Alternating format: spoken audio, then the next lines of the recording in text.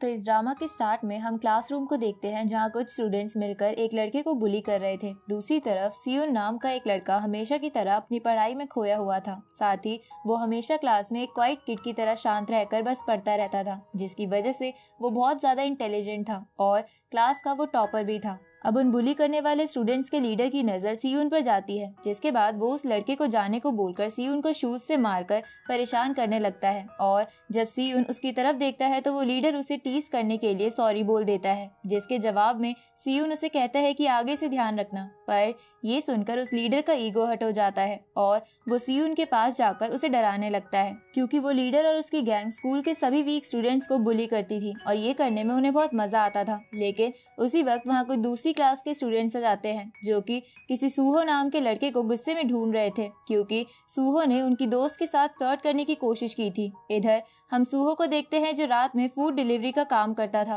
और दिन में क्लास में बस सोता रहता था, क्योंकि वो एक फ्री माइंड वाला लड़का था, इसलिए उसे पढ़ाई की इतनी चिंता नहीं थी। साथ ही सूहो एक प्रोफेशनल फाइटर भी रह चुका था, जिसकी वजह से वो क्लास की हर फिजिकल एक्टिविटी में टॉप पर आता था। अब सूहो जब देखता है कि वो स्टूडेंट्स उसे ही ढूंढ रहे हैं तो सूहो पहले तो उन्हें समझाने की कोशिश करता है कि इसमें उसकी कोई गलती नहीं है, वो लड़की ही उसके पीछे पड़ी थी। पर वो स्टूडेंट्स नहीं मानते और सूहो पर अटैक कर देते हैं। तो सूहो एक प्रोफेशनल फाइटर होने की वजह से एक एक कर उन्हें बहुत बुरे तरीके से पीट देता है, जिसे देखकर क्लास के सभी बुली करने वाले बच्चे सूहो से डर जाते हैं। आगे हम सियोन के फादर को देखते हैं जो कि अपने काम से 2 वीक्स के लिए बाहर जा रहे थे, पर सियोन को इससे कोई भी फर्क नहीं पड़ता, क्योंकि उसके पेरेंट्स कुछ सालों पहले अलग हो गए थे और तभी से सियोन की रेगुलर लाइफ में बस पढ़ाई ही रह गई थी, क्योंकि उसका कोई भी दोस्त नहीं था। इसलिए वो हमेशा बस पढ़ता रहता था, क्योंकि उसके पेरेंट्स चाहते थे कि सियोन हमेशा पढ़ाई में नंबर 1 रहे। पर सियोन हमेशा ही अपनी मॉम को मिस करता रहता था, क्योंकि उसकी मॉम अलग होने की वजह से अब उनके साथ नहीं रहती थी। नेक्स्ट मॉर्निंग हम क्लास के सभी स्टूडेंट्स को रेस करते देखते हैं, क्योंकि आज उनका फिजिकल पीरियड था और इस रेस में सूहो सभी स्टूडेंट्स को पीछे छोड़कर सबसे पहले रेस खत्म कर देता है। पर इधर सियोन फिजिकल एक्टिविटी में बिल्कुल भी अच्छा ना होने की वजह से सबसे पीछे था, जिसको देखकर वही बुली करने वाले लड़के उसका मजाक उड़ाने लगते हैं। पर सूहो को ये सब अच्छा नहीं लगता और वो उनमें से एक लड़के को अपने शूज से मारकर सभी को चुप करा देता है और वो लोग भी सूहो से डरने की वजह से कुछ नहीं कर पाते। अगले दिन उनकी क्लास में एक न्यू स्टूडेंट आता है, जिसको वो बदमाश लड़के और उनका लीडर जिसका नाम यंग बिन था, वो सभी मिलकर उसे परेशान करने लगते हैं, क्योंकि वो नया स्टूडेंट भी फिजिकली वीक था। तभी क्लास में सियोन आ जाता है और वो यंग बिन को उसकी सीट पर से उठने को बोलता है, क्योंकि यंग बिन सियोन की सीट पर बैठकर ही अपनी गैंग के साथ उस नए लड़के को बुली कर रहा था। पर अब सियोन की सीट से हटने वाली बात सुनकर यंग बिन गुस्सा हो जाता है और वो सियोन को भी डराने लगता है, लेकिन सूहो उन सभी को शांत रहने के लिए बोलता है, क्योंकि वो सो रहा था। तो ये सुनकर यंग बिन वहाँ से चला जाता है, क्योंकि वो सूहो से पंगा नहीं लेना चाहता था। आगे हम यंग बिन और उसके दोस्तों को क्लब में देखते हैं, जहाँ वो सियोन को सबक सिखाने के बारे में बातें कर रहे थे। इसलिए वो डिसाइड करते हैं कि वो लोग सियोन को उसके एग्जाम में पास ही नहीं होने देंगे, क्योंकि सियोन को अपनी पढ़ाई से काफी लगाव था। इसके बाद वो लोग किसी नशीली चीज से स्मोकिंग करने लगते हैं। नेक्स्ट मॉर्निंग सभी स्टूडेंट्स का टेस्ट होता है, जहां यंग बिन उस नए स्टूडेंट को अकेले में ले जाकर डराते हुए उसे कोई चीज सियोन के ऊपर लगा देने को बोलता है, जिसे वो नया स्टूडेंट ना चाहते हुए भी करने के लिए मान जाता है, क्योंकि उसके पास कोई और चारा नहीं था। इसलिए वो एग्जाम के टाइम उस चीज को सियोन के गर्दन पर लगा देता है, जिसके इफेक्ट से एग्जाम के दौरान सियोन को चक्कर आने लगते हैं, जिसकी वजह से उसे एग्जाम के क्वेश्चन भी साफ नहीं दिख रहे थे। इसलिए वो भागते हुए वॉशरूम में अपने फेस को पानी से धोने के लिए जाता है और जब वो वापस आता है तो वो बहुत गुस्से में था, जिसके कारण उसे आंसर भी अच्छे से याद नहीं आ रहे थे। तभी उसे अपनी गर्दन पर वो चीज मिल जाती है और वो समझ जाता है कि ये किसका काम है। इसलिए सियोन पहली बार अपने ऊपर से कंट्रोल खोकर गुस्से में यंग बिन और उसके साथियों की तरफ बढ़ता है, जहां वो सबसे पहले अपने माइंड में मैथमेटिकल इक्वेशन सोचते हुए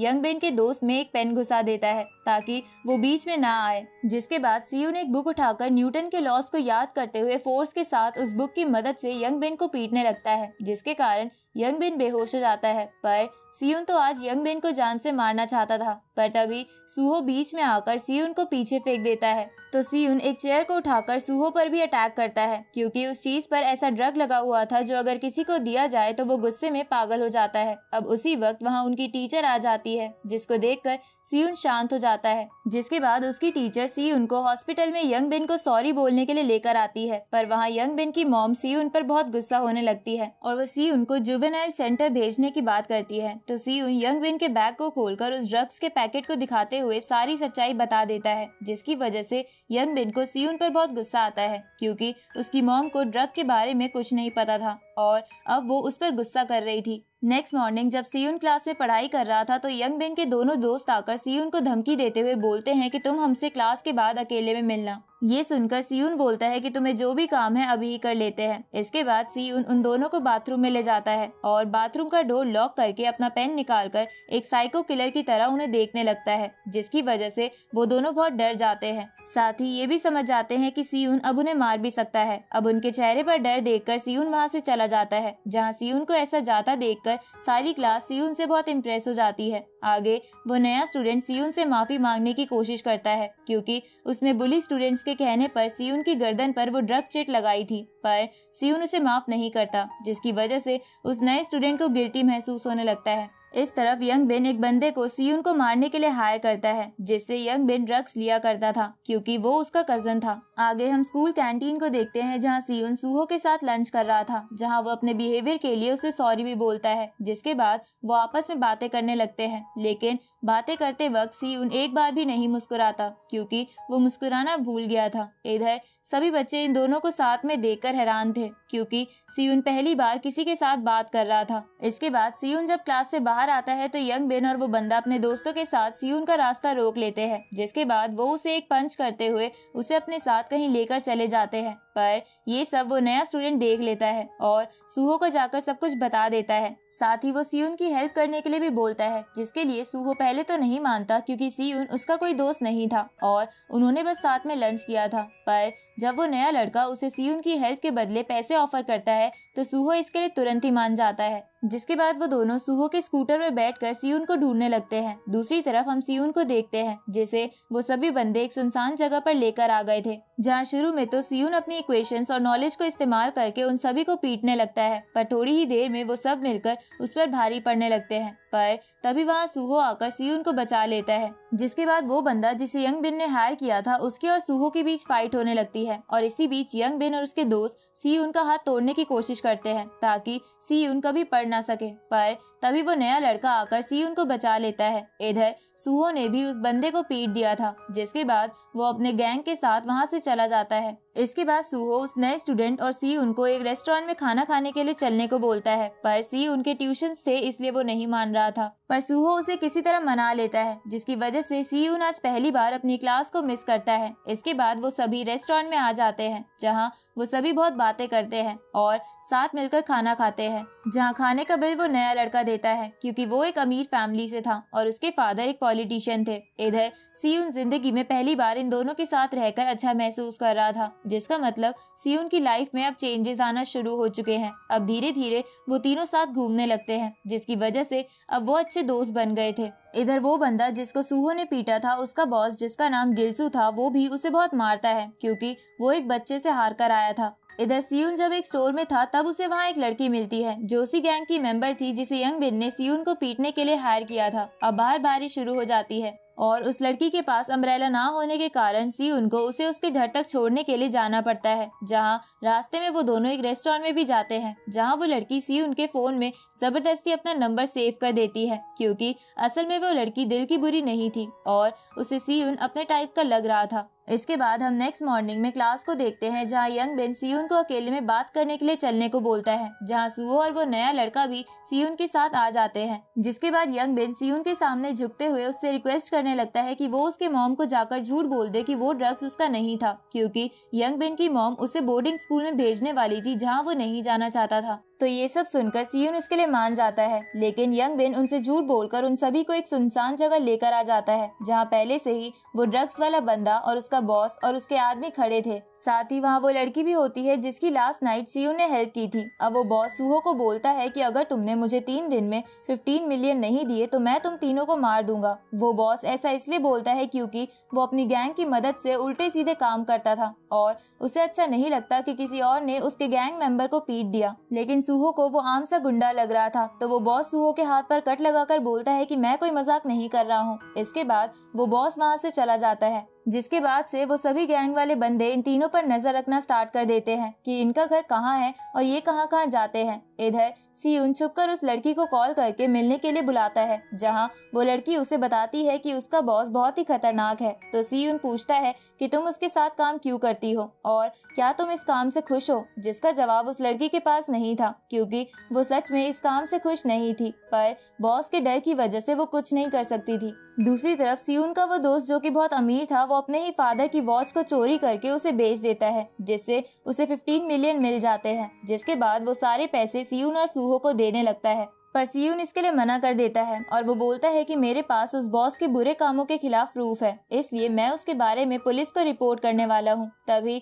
हम पास्ट का एक सीन देखते हैं जहाँ उस लड़की ने सियुन को उसके बॉस के सभी गलत काम के बारे में बता दिया था कि कैसे वो नकली पैसे कमाने वाली ऐप से बच्चों के द्वारा सबका पैसा लूटता है और वो कैसे सबको ड्रग्स देकर उन्हें उसकी आदत लगवा देता है और वो कैसे बच्चों की स्मगलिंग करता है। प्रेजेंट में सूहो सियुन से बोलता है कि सिर्फ फोटो से पुलिस विश्वास नहीं करेगी, हमें उन्हें रंगे हाथों पकड़ना होगा। इसके बाद वो प्लान बनाने लगते हैं जहां सूहो बॉस के अड्डे के बारे में पता लगाएगा और सियुन वहां पुलिस को लेकर आएगा। अब सूहो उस लीडर के पास जाकर उसे उसके सारे काले कारनामों के बारे में बता देता है और वो उससे कहता है कि मुझे तुम्हारे सारे गलत काम पता चल गए हैं, इसलिए चलो तुम्हारे ऑफिस में चलकर बात करते हैं, क्योंकि मैं भी तुम्हारे बिजनेस में इंटरेस्टेड हूँ और मैं तुम्हारे बिजनेस को बढ़ा सकता हूँ, क्योंकि स्कूल में सब बच्चे मुझसे डरते हैं। ये सुनकर वो बॉस इसके लिए मान जाता है और वो सूहो के साथ कार में चला जाता है। जिसके बाद सियुन पुलिस को बुलाने के लिए भागता है और वो दूसरा लड़का सूहो के पीछे चला जाता है ताकि वो समय आने पर सूहो की मदद कर सके।